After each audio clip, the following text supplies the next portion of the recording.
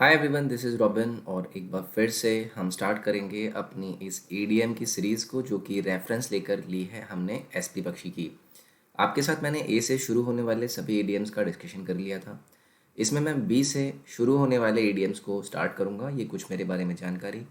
My name is robin. तो चलिए हम पहले वर्ड से अपने इस सेशन को स्टार्ट करेंगे। तो देखिए, पहला ईडीएम है आपके सामने, बाई हुक और बाई कुक। तो आपने भी बहुत जगहों पर देखा होगा कि भाई अगर कोई हमें ये बोलता है कि भाई या तो इस तरीके से तुम मानोगे या फिर उस तरीके से, यानी कि कुछ ना कुछ करके मुझे ये करना ही है। आज मतलब मुझे ये किसी भी तरीके से इस रिजल्टेंट पे पहुंचना ही है। तो ये होता है आपका बाई हुक और by crook. Example, he is determined to obtain first division in is class by hook और बाई क्रूक। यानी कि आपने कंडीशन ऐसी क्रिएट करी कि आपको पता है कि भाई जो भी करना हो मैं करूँगा and in the and I will be obtaining the first division in me class. तो ये हो गया आपका बाई हुक और बाई क्रूक। नेक्स्ट है आपका बियर द बर्ंट ऑफ। तो देखिए, बियर द बर्ंट ऑफ का अर्थ होता है अगर आप किसी एक ऐसे एक्टिव शॉक को बियर करते हैं जहाँ पर आप उसको एग्जैक्टली में बियर करना नहीं चाहते थे।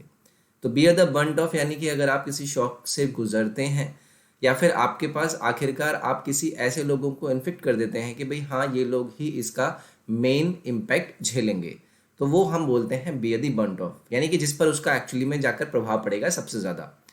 तो एग्जाम्पल की बात करूँ, the poor have to bear the burnt of increasing prices, यानी कि बढ़ते हुए जो प्राइजेस हैं उनका मेन इफेक्ट किसके ऊपर जाने वाला है?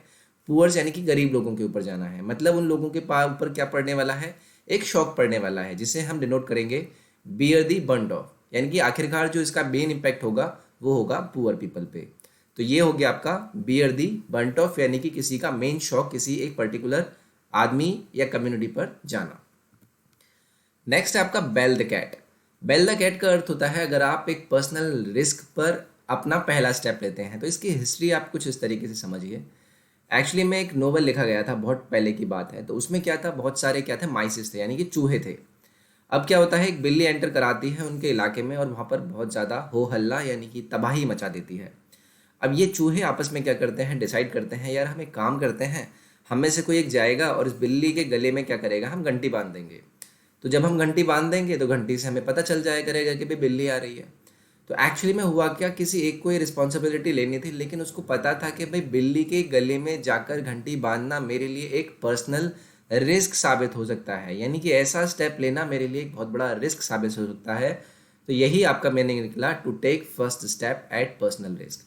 Example, many people can boost their bravery but very few can bell the cat, यानी कि एक्चुअली में बहुत सारे लोग तो अपनी ब्रेवरी का गुणगान करते रहेंगे, ज़बरदस्ती के डींगे मारते रहेंगे, लेकिन बहुत ही कम ऐसे होते हैं जो पहला स्टेप लेते हैं अपने पर्सनल रिस्क पे। तो ये हो गया आपका बेल द कैट। नेक्स्ट है आपका बिड डिफायंस। तो देखिए, बहुत ही इंपॉर्टेंट एडीएम है, रेगुलरली ये एग्जाम में पूछा जाता रहा है। तो बिड डिफायंस का अर्थ होता है अगर आप किसी को सामने से आता हुआ देखकर आप बोलें कि मतलब आप सोचें कि मुझे उसको देखना नहीं है, यू इग्नोर्ड हिम।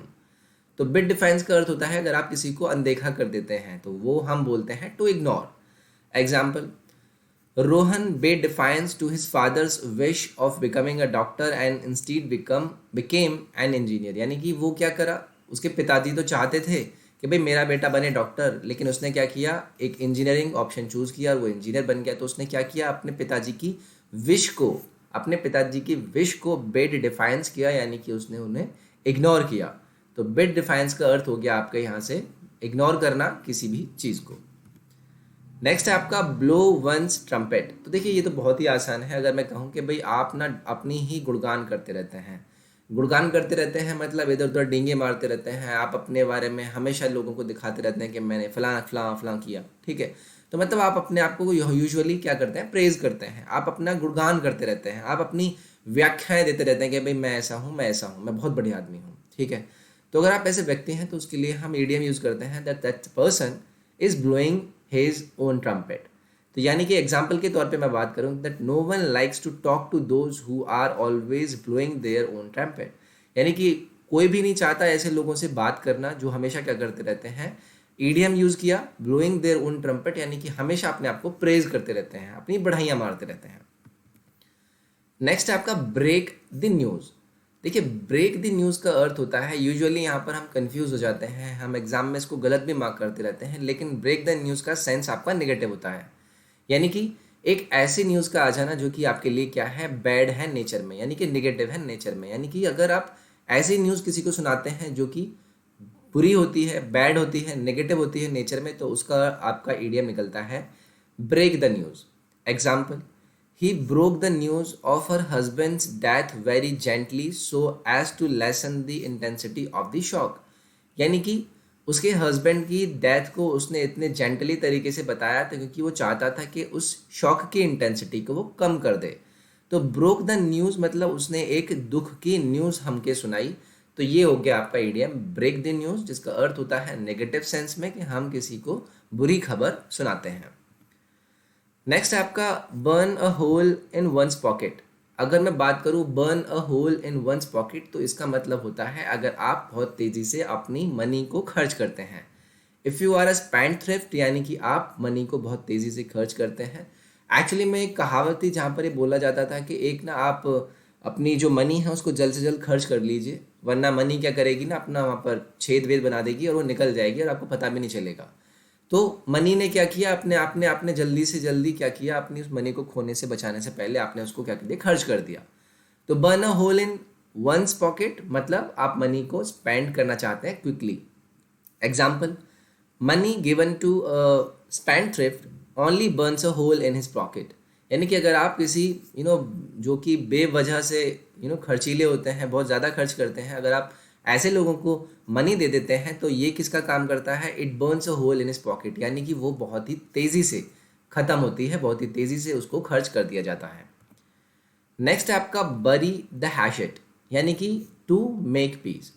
तो देखिए यूजुअली क्या होता था, अमेरिकाज में अमेरिकन्स जो थे आपके पुराने टाइम पे, अगर दो ट्राइब्स हुआ करते थे तो अगर उन्हें आपस में क्या करना हुआ करता था, पीस एस्टेब्लिश करनी हुआ करती थी, तो वो क्या करते थे, हैशेट को बर्न करते थे। हैशेट एक्चुअली एक छोटे हैंडल की कुल्हाड़ी काइंड ऑफ होती थी।